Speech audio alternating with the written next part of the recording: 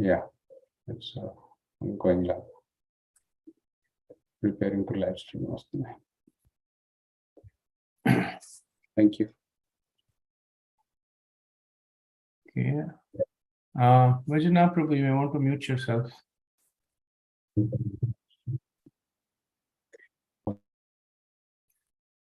So today we'll start with 13th chapter, which is the first chapter of the third module of the Bhagavad-Gita.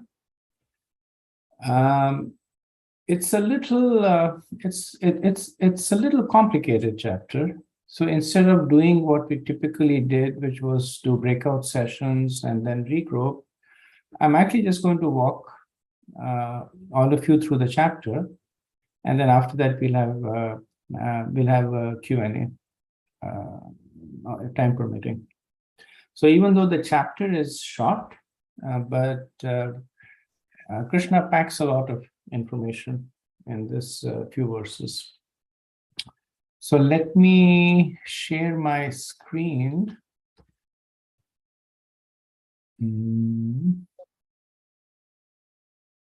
Let's see.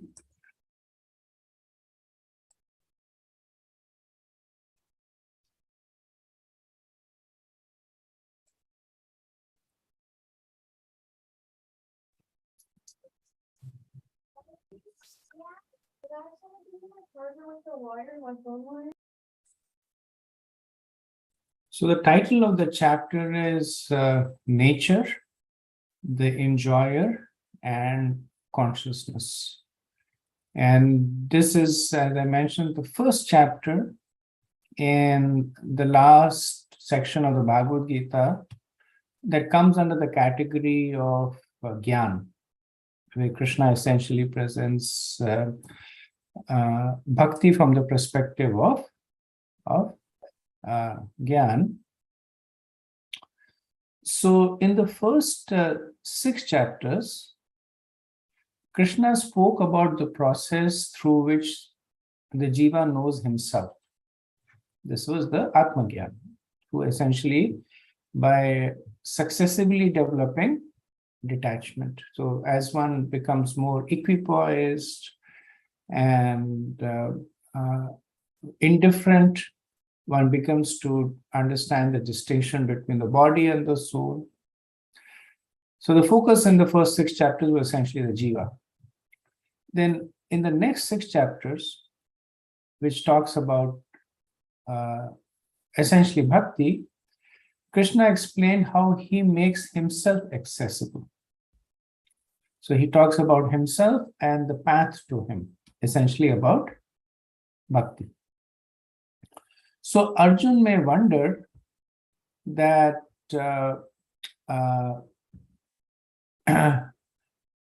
if both, so one is an ascending path and the other is descending, right? In the first 6 chapters, the jiva through self-realization ascends. In the next 6 chapter, Krishna talks about how he makes himself accessible, descending path. So then Arjun may wonder that there is an ascending path and there is a descending path. Why don't they just naturally meet? Why doesn't everybody naturally become Krishna conscious? So beginning from the 13th chapter, Krishna now talks about the impediments. And what are the impediments that come between these 2 paths? Or speaking from a more practical perspective, that why can't the jiva take to spirituality?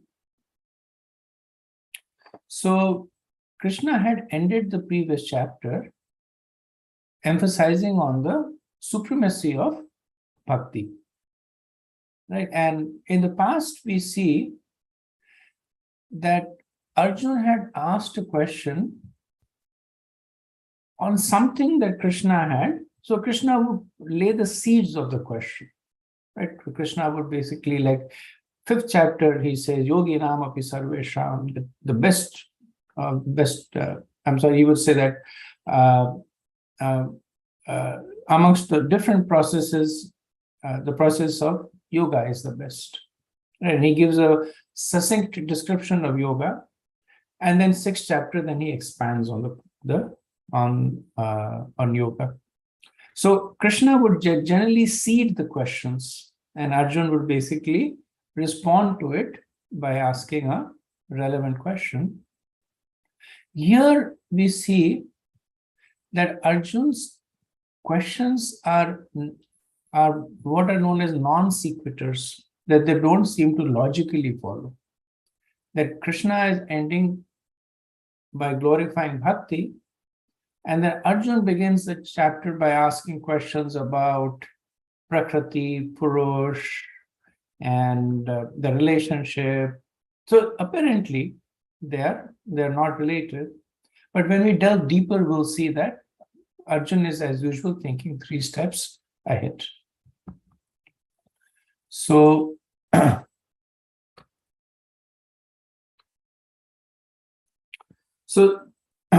the question is that why does Krishna speak about Gyan after having spoken about Bhakti? So we shared that from 13 to 17, 18 is a summary. Krishna is describing excuse me, Gyan Yoga. So if Bhakti is the culmination of the yoga ladder, because if you remember the yoga ladder, Gyan was pretty much excuse me, Gyan was pretty much one of the lower rungs of the ladder. So why would Krishna move to a lower rung of this ladder? So from a broader perspective, even though this is Gyan, but in actuality, the entire Bhagavad-Gita is about Bhakti. So the first 6 chapters talked about how to achieve Bhakti through karma. The last 6 chapters about how to achieve Bhakti through Gyan. And the middle 6 chapters talked about Bhakti itself. So it's not that Krishna is deviating from the topic, but he is simply giving us different ways to access the core topic, which is that of Bhakti. So how do we use Gyan? In order to get detachment. So when we practice karma, then by continuing to work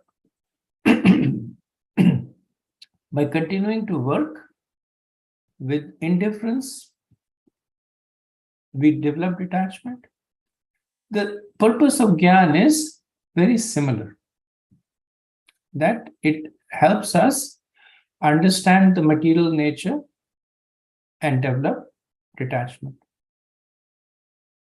And then we utilize this knowledge as a means to attain devotion.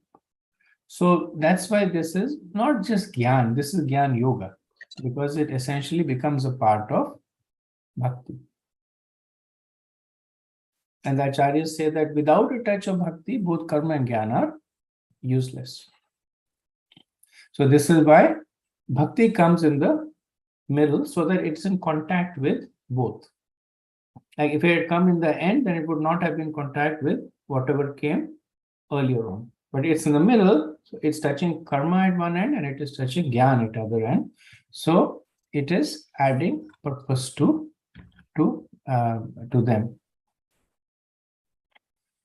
So in the 6th and 7th verse of the 12th chapter, Krishna had maybe missing a slide over here. Let's see. If you give me 1 minute.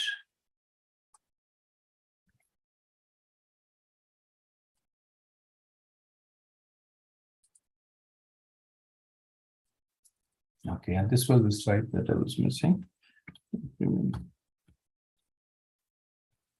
I'll share it again.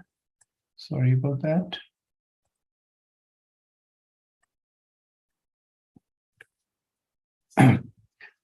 So in the 6th and 7th verse of the 12th chapter, Krishna gives this assurance that for those who worship me, for them I am the swift deliverer from the ocean of birth and death. This is a very famous painting of the Jiva basically trapped in the ocean of samsara, both his hands up. And then we see that Krishna is bending forward to pluck the Jiva out. So essentially, this is what Krishna is doing. That he's recognizing the fact that the Jiva is trapped in the samsara, and by giving us the knowledge how to extricate us, he's essentially bending forward and pulling us out of this material entrapment. So we did this.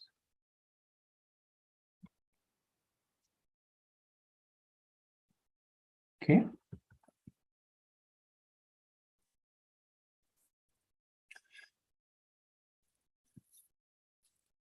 So typically, people associate bhakti with sentimentality, right? Especially when you deal with the impersonalists. They say that those whose minds are not sharp enough to analyze the Vedas take to bhakti. But actually, if you look at the Vaishnava acharyas, they have written copious amount of scriptures that represent the highest level of philosophical understanding. So we are doing Bhakti Sastri, there's Bhakti Vaibhav, Bhakti Vedanta. So Srila Prabhupada wrote so many books. Now it's true that bhakti is sentimentality, but it's not sentimentality that is based on whimsical emotions. It is sentimentality that is based on very, very strong philosophy.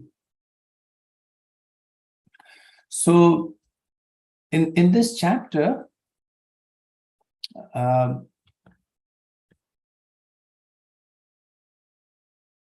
these are the different sections in the chapter. In the first set, Arjun will ask some questions, and Krishna will answer briefly the questions. And then essentially in the rest of the chapter, he expands on those answers. So he gives a summary answer, and then he expands on that answer. So that's how topics that are very philosophically dense are generally addressed. That first a summation is given, then an expansion, and then a conclusion. And that's what essentially we see that Krishna does over here.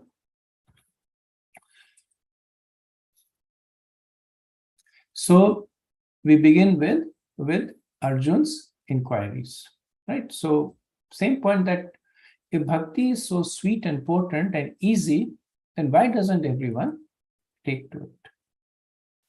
So these are the questions that are going on in Arjun's mind. That what distracts the conditioned soul, given the fact that bhakti is sweet and potent and easy, right? So when Arjun is thinking along those lines, he's essentially asking for the impediments of one's progress in bhakti. Is it material nature? Is it the enjoying propensity of the jiva? If so, what is the source of that enjoyment? How does the enjoyment actually happen? So Arjun is curious that this enjoyment is so powerful that it completely covers the jiva's natural attraction to Krishna. So he wants to know about how does this enjoyment happen. And the ultimate purpose, of course, is how to become a devotee. So So we'll see that Arjun begins the chapter by asking 6 questions. And for Arjun, that's a lot. So if you look at the entire Bhagavad-Gita, Arjun speaks only 85 verses in the Bhagavad-Gita. Out of these 85 verses, 20 verses are essentially questions. And in these 20 verses, he asks 24 questions, out of which 6 questions are in this chapter. Right? So we can see why this chapter is dense. So what are the 6 questions Arjun asks? So he asks that what is the field of activities? What is Kshetra? Who is the knower of the field? Kshetragya. Who is the Kshetragya? Then what is knowledge? What is Gyan? What is the object of knowledge? Gya. Gya is the object of knowledge. Who is the enjoyer? Purusha. And what are the modes of material nature? Right. So these are the 6 questions. Krishna will answer them through the chapter, but I'm going to give you a summary of the 6 answers, and then we'll go through it. So the first question, that what is the field of activities?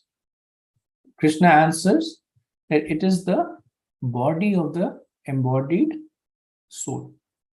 Essentially, the physical body in which the soul is traveling, that is the Kshetra. Second question is, who is the knower of the field?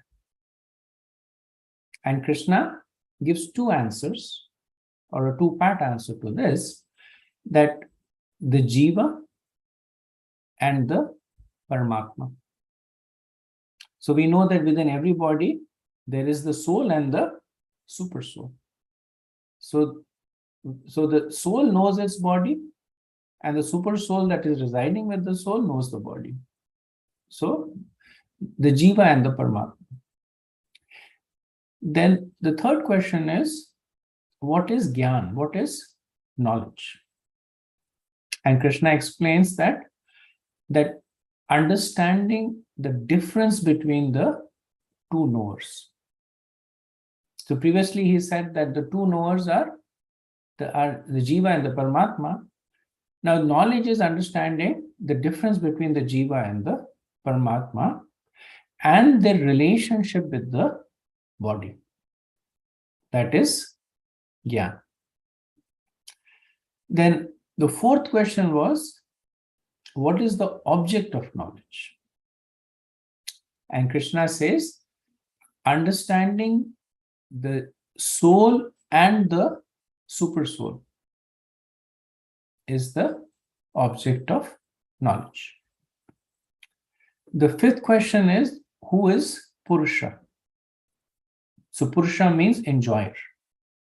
And Krishna says, the Jiva is the enjoyer and the super soul is the enjoyer. So you'll notice that the 4 questions have the same answer. Who's the knower? The Jiva and Paramatma. What is knowledge?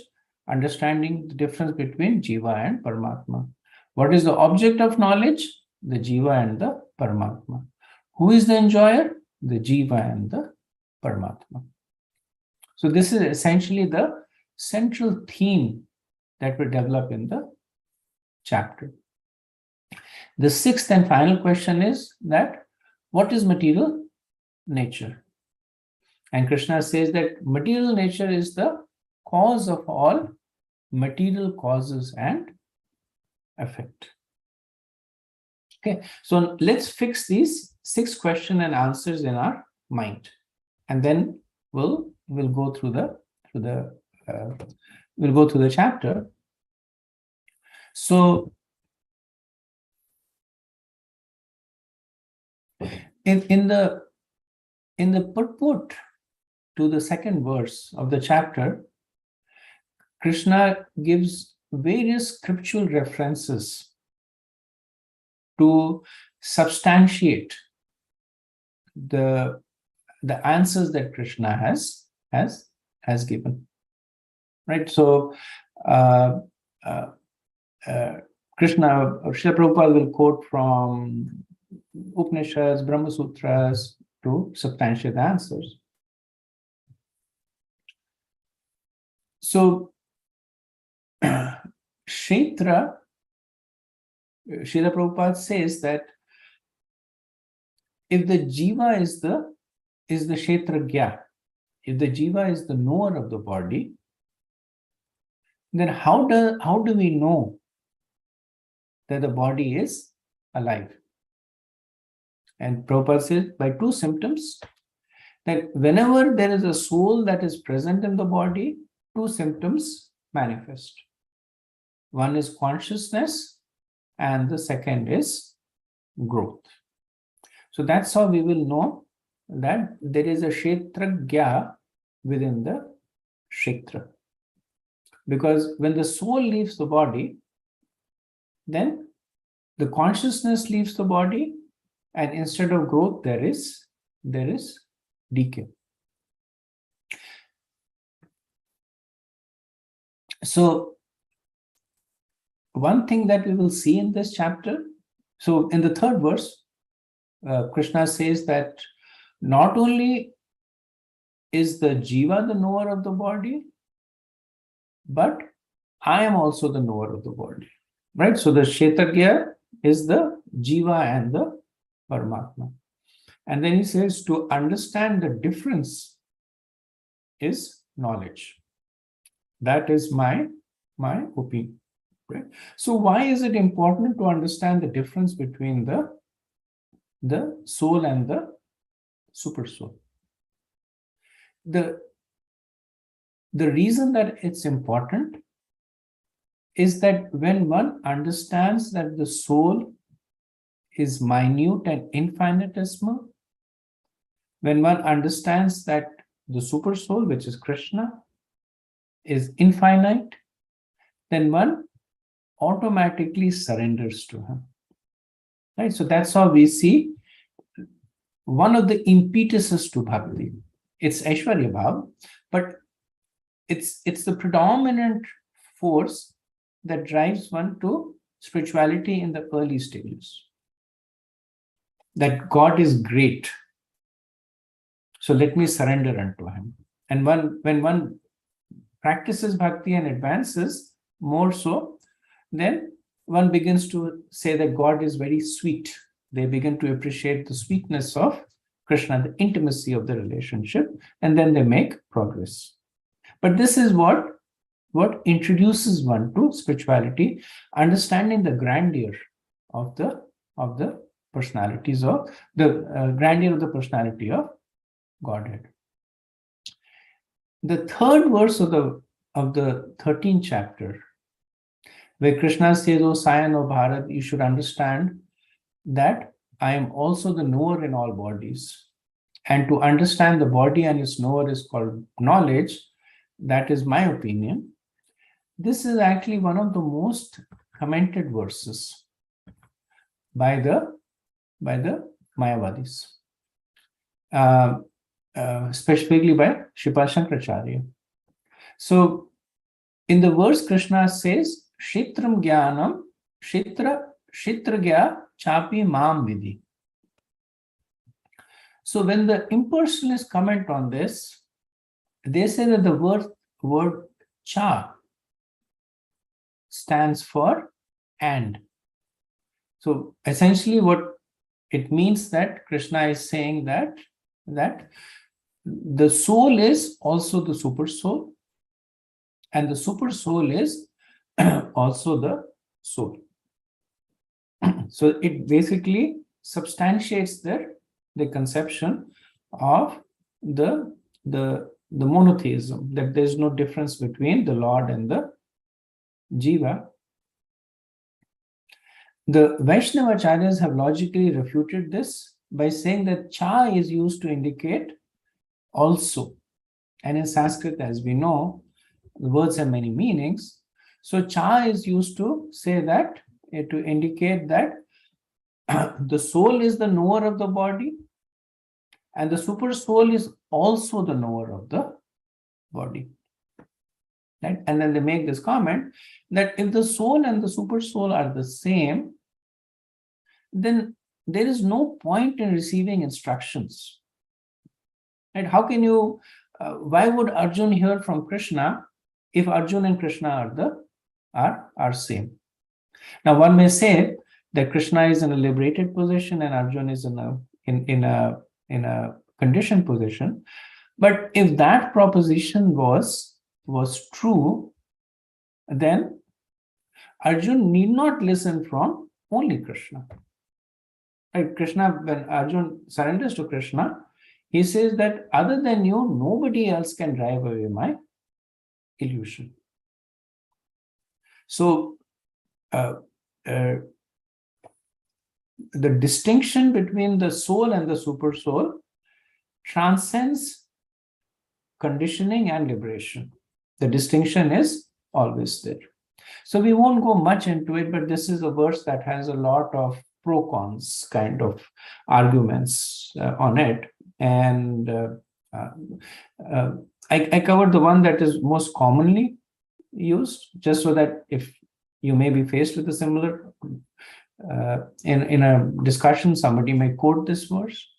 And that's how the Vaishnavas understand this, the real understanding of this verse. Now, in the fourth verse, Krishna says that, now please hear my brief description on this field of activity. How it is constituted, what it changes, whence it is produced, who is the knower of the field, and what his influences are. So the fourth verse is essentially considered to be the summary of the chapter, because Krishna in this verse, he explains what he is going to tell, right? So in the previous verse, Krishna had introduced three concepts. He had talked about Kshetra, which is the body. He had talked about Jiva as one of the knowers, and he had talked about the super soul, which is the second knower. In this verse, he elaborates on these three concepts by giving 5 features, right? So if you read the verse, Krishna talks about 5 things in the verse. How is the body constituted, right? And Krishna will explain the constitution of the Kshetra, which is essentially a conglomeration of the 5 gross elements, the life airs, the senses. So that will be explained in the next verses. Then what are the changes that the body undergoes, right? And Krishna will explain that these changes are in 2 categories. They're either favorable or unfavorable. Then when and where is the body produced? And Krishna will explain that by a combination of matter and spirit. And when the spirit soul enters into a body, this embodied entity comes into existence. Fourth is the identity of the knower. And Krishna has explained already that the knower is the Jiva and the Paramatma. The influence of the knower. And this Krishna will explain that the influence of the Jiva is restricted to his own body, whereas the influence of the Paramatma is unrestricted. Right? So this verse is a summation verse. Now we'll see that in the next verse, Krishna says that this knowledge is also presented in the Vedanta Sutra. Right? So it's interesting that Krishna, being the personality of Godhead, is still taking shelter of the scriptures. And not only scriptures, he says it's described by various sages. So jivas, right? He's taking shelter of different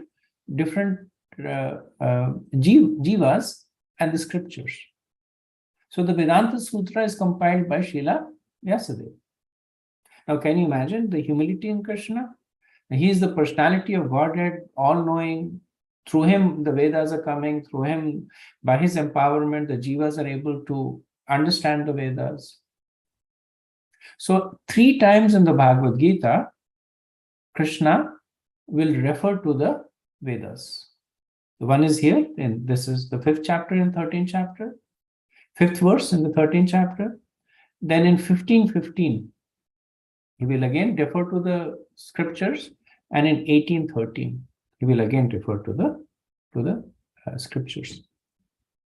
So one of the things that challenges many people when they are following organized religion is that why they ask this question, that why should I follow a book?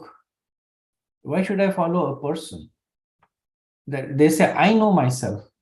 I know nobody knows me better than I do. When I'm hungry, I eat. Nobody else will know I'm hungry. Right? When I'm thirsty, I will drink. I know what makes me happy. I know what makes me sad. But when they start coming through the process of bhakti, then they are being told, this makes you happy, this makes you unhappy, this is real happiness, this is temporary happiness.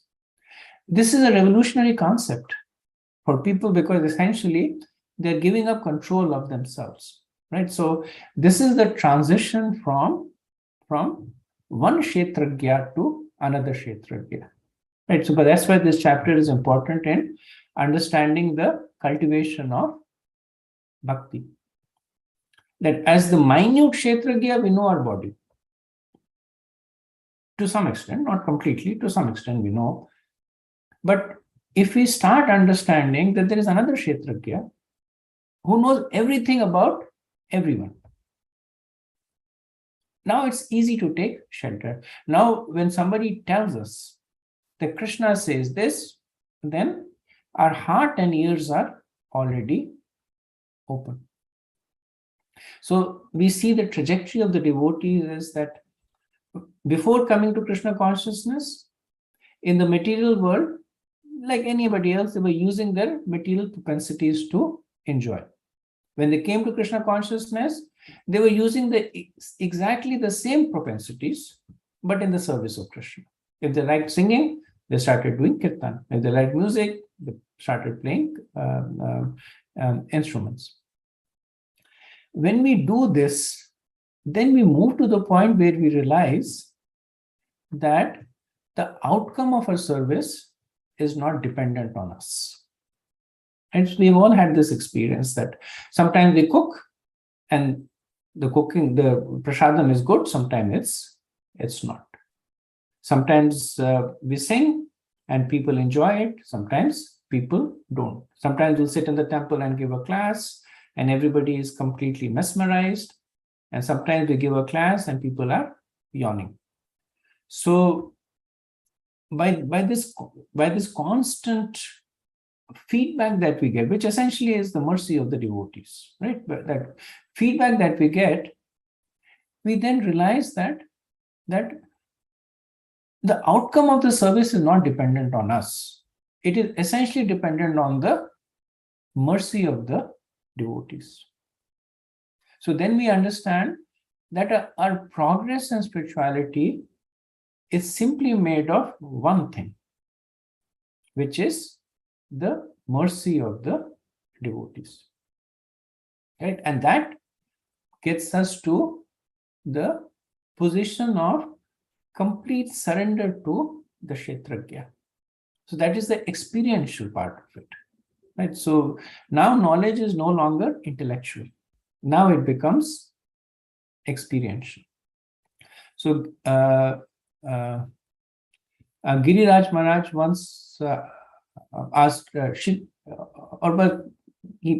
were sharing with Srila Prabhupada that I have this tendency to be the controller, to become the boss. And then Prabhupada said, yes, that's a material tendency. So when the class finished, then Giriraj Maharaj was sharing that he thought that, oh my God, what did I do? I'm in this association of all these devotees and I've exposed myself as a cheater.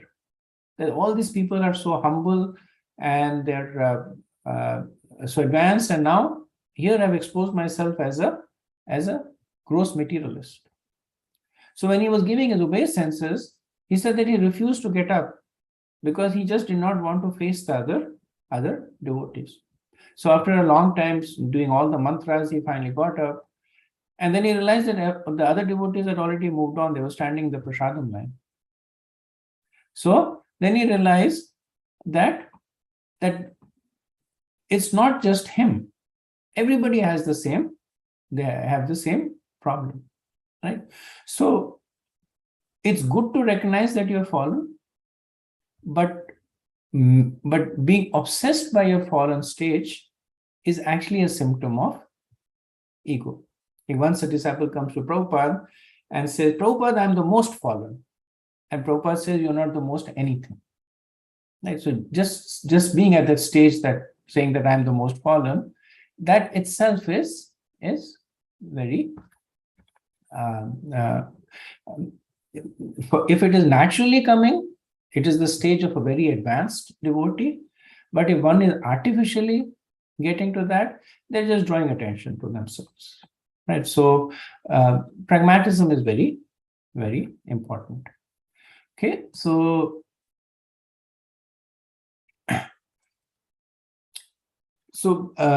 given the fact that I'm kind of running out of time, let me go a little bit faster.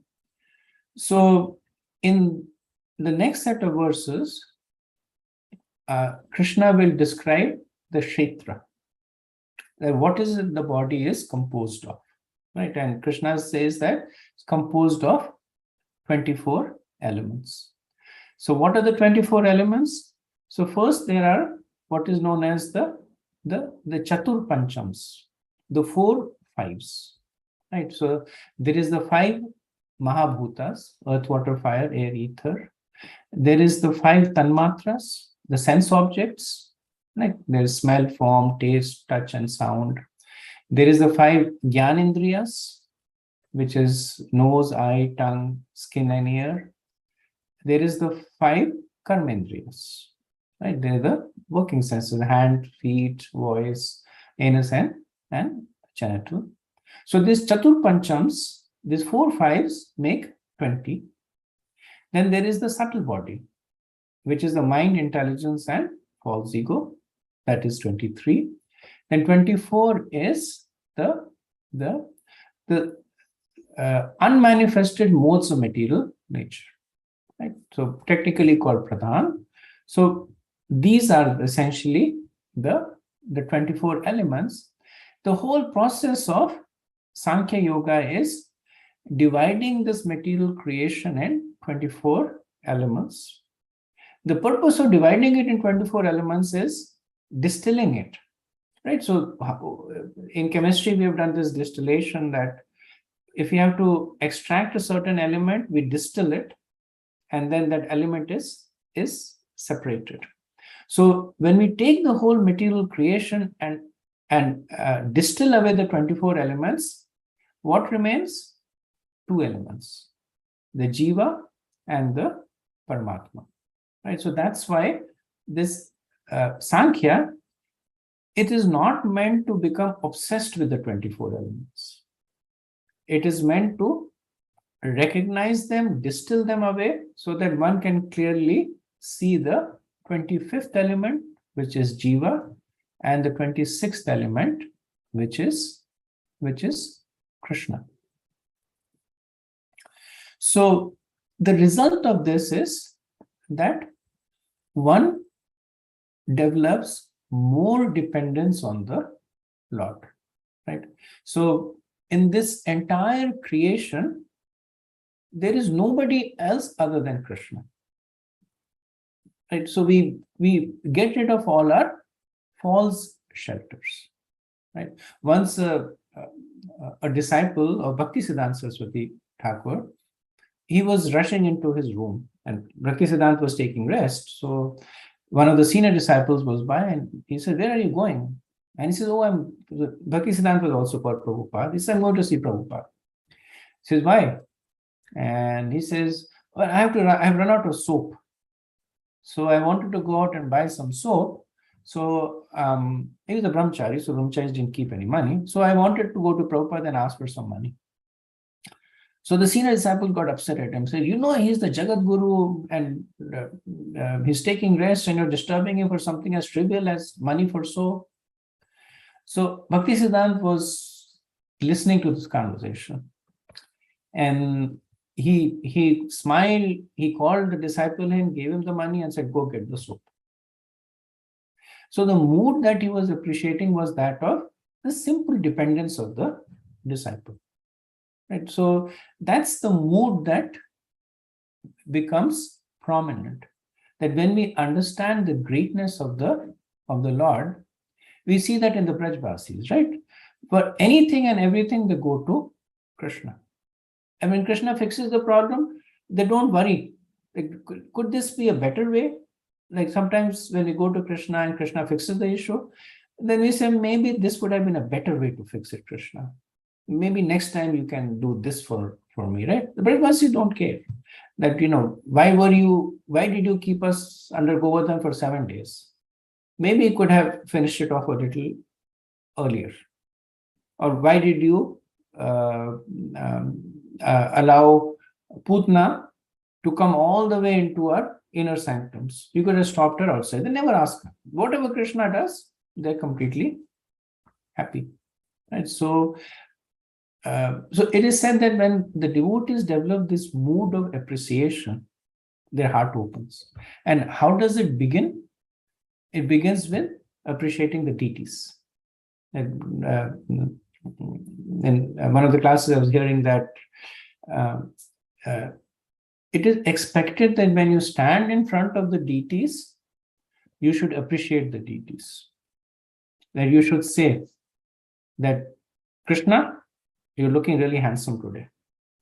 And your turban, that's out of the world." And Krishna actually likes that. Because Krishna is a person. Like when we go and we meet a person, then there's some, if it's a cordial relationship, there is some appreciation. Right? Especially if you're meeting the person after a while. So Krishna also likes. He also likes and he reciprocates. So understanding the greatness of the Krishna, it is naturally going to lead to appreciating Krishna. And the mood should be that one should go to Krishna for everything. One should not have two pockets.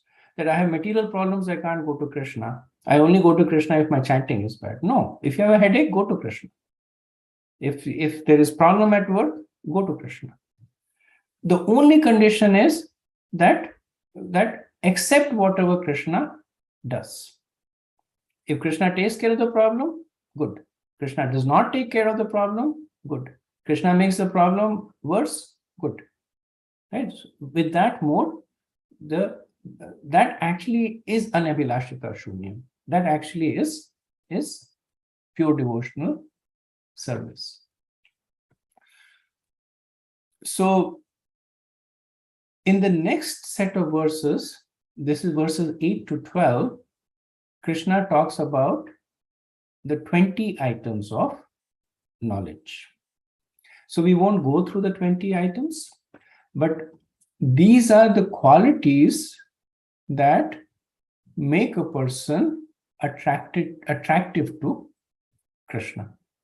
Right? So in the 20 qualities, there are 17 qualities that are both suitable for Gyanis and devotees.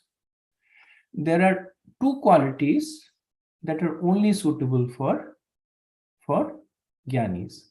Those 2 qualities are accepting the importance of self-realization and the philosophical search of the absolute truth. Right? These are in the category of Gyan only. And there is one quality that is in the category of Bhakti, which appears in the 11th verse, constant and unalloyed devotion to Krishna. The Prabhupada explains that this quality is the source of all the other qualities.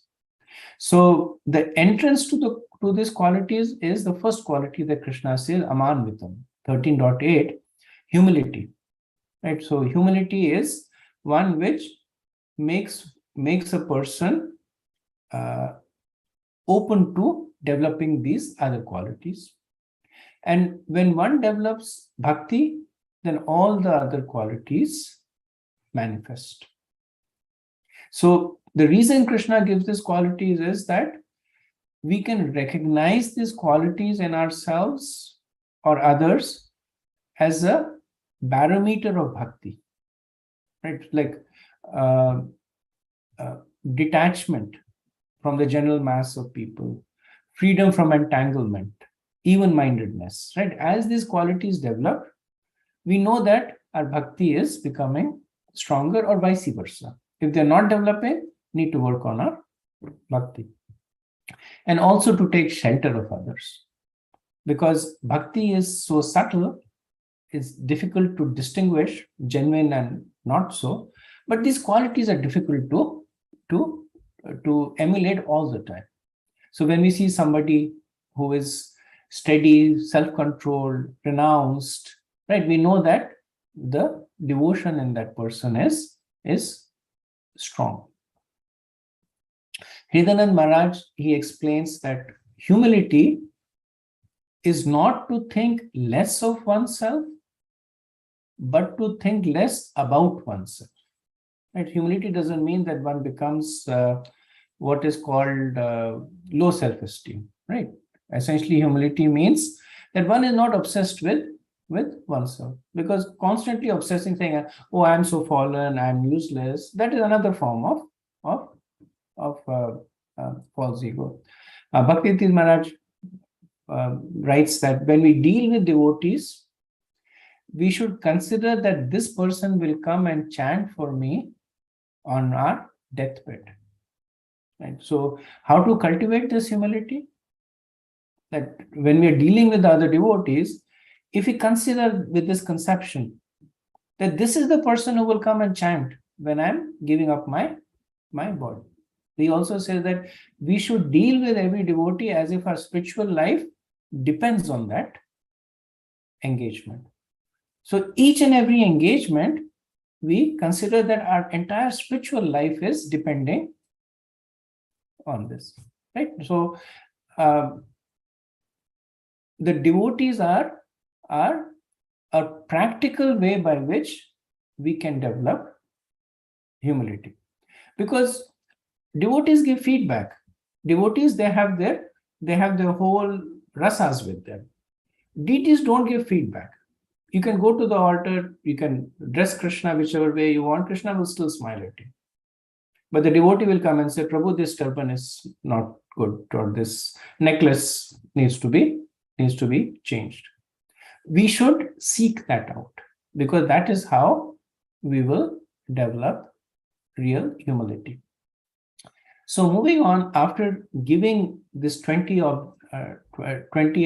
qualities, then Krishna in verses 13 to 19, he speaks about the sixth topic, which is the sixth question, which is the object of knowledge. And that essentially is knowing the Paramatma and knowing the Jiva. Right? So Krishna explains the Paramatma in very paradoxical terms. Right? He will say that he is everywhere but nowhere, inside but outside. And not to confuse us, but basically to indicate, so each of the paradox indicates a unique quality of the Paramatma. That He says Paramatma is without senses. So what does it mean? It does not have any material senses. Right? That he is without attachment, asaktam. But he also maintains everyone. So he's Sarva Brahat. So as the super soul, he is neutral, right? And as Lord Vishnu or as Krishna, he's the well-wisher of everyone. Even the super soul is well-wisher, but when the super soul is in that role as Paramatma, then he is neutrally reciprocating, right? So he's Nirguna. Nirguna is that he does not have any of the material modes. So in the 17th verse, Krishna clarifies that even though the Paramatma is present everywhere, he is never divided. Right? So this is an important understanding. Sometimes people consider Paramatma to be impersonal. Just because the Paramatma is present everywhere, actually speaking, and the Shrutis explain that just like the sun gets reflected in different pots of water, but the original sun is the same. So a person who is deluded will say, oh, there are millions of suns because there are millions of pots. But the person who is in knowledge will look at the sky and say, that is the sun. So that is the real understanding of the Paramatma. So then Krishna moves on to say that all this is known by my devotees. He says, only my devotees can understand this. Right? So Krishna is speaking in parables, he's speaking this complex philosophy, but he's assuring Arjun that you can understand and all my devotees can understand. Why can they understand? Because they will receive it in the spirit that Krishna is speaking. There is no distortion. Those who are not devotees, they will distort this and they will never get the essence of it. Right? So Krishna says that only my devotees will understand it. From verses 20 to 26, Krishna then answers the question about who is Purusha and what is Prakriti. So he says Purusha means enjoyer and Prakriti is enjoyed. Right? So Purusha refers to both the Jiva and the Paramatma. The Jiva is trying to enjoy and Krishna is the enjoyer. Right? And Prakriti is enjoyed. So Krishna makes two important points over here. He says that when he's describing Prakriti, so he says that the material nature and the living entities should be understood to be beginningless. Right? So we already know that the Jiva is eternal. Second chapter, that point was made. Now Krishna is saying even the material nature is eternal. So while it is going through this cycle of changes, creation, destruction, but it continues to exist. When the material universe is destroyed, this is explained in the Bhagavatam, it simply changes from one form to another. When Mahavishnu inhales, the whole material universe goes into his body. And when he exhales, it comes out again. So it is changing in form, but it is always existing. This also means that if the Jiva is eternal and if the material world is eternal, the entrapment of the Jiva in the material world is also eternal. That's why for the conditioned souls in this material universe, the term is used as Nityabaddha. Nityabaddha means that eternally conditioned, because the material world is eternal. If it wasn't, then when the material world ceased to exist, then the Jiva would become liberated. But unfortunately for us, it does not happen. Second point that is made is that the transformation and the modes of matter are the products of material nature. So even though the soul is unchangeable, when it is embodied, it goes through so many changes. Prabhupada talks about the 6 transformations, comes into being, stays for a while, produces byproducts, declines, finally disappears. Why? Because of the association of the soul with the material nature. So understanding this, one will understand that the transformations are not a characteristic of the soul, but that of the material nature. So Krishna goes ahead to say that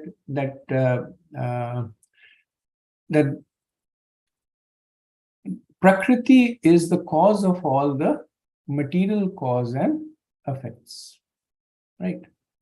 And what we see when the soul is appearing to change is the result of the embodiment of the soul in the body. And because of this, there is so many varieties of living entities, all the way from Brahma to a microscopic creature.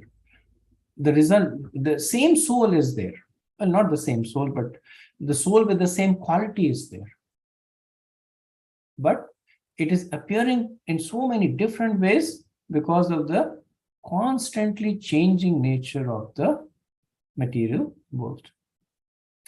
In the 25th verse, Krishna talks about 3 ways of perceiving the Paramatma. Right? He says by Astanga Yoga, by meditation, by Sankhya Yoga, which essentially is the focus in this chapter, by analyzing the 24 elements and then seeing the 25th and 26th, and by Nishkam Karma that will lead one to the next stage. So that brings us to the concluding part of the chapter. From 27th verse to 35 verse, Krishna essentially expands on the meaning of what he has already spoken. So he repeats for emphasis. So initially he was talking about it from a philosophical perspective. Now he speaks about it from a practical perspective. That how can one see with Gyan Chakshu? Right? What does one see? The body, the Kshetra. One sees the knower of the Kshetra. One sees the material nature, the difference between material nature and the soul. So if one studies this chapter carefully, then one clearly understands the nature of the soul, the nature of the super soul, and the nature of the material creation. And that will set the person on the path of eventually surrendering to the Lord. Okay, so let's see. I was not. So these points I have covered. I'll obviously share the PowerPoint with you. I covered it. I got kind of absorbed in speaking, so I did not advance the slides. So we are out of time. I'll stop over here. What I would recommend is that if you read the chapter carefully, and with respect to the PowerPoint that I'll send you and the discussion that we had, next time we'll open up with questions on the chapter, and maybe spend half an hour on Q&A, and then we'll have a breakout session on the 14th chapter.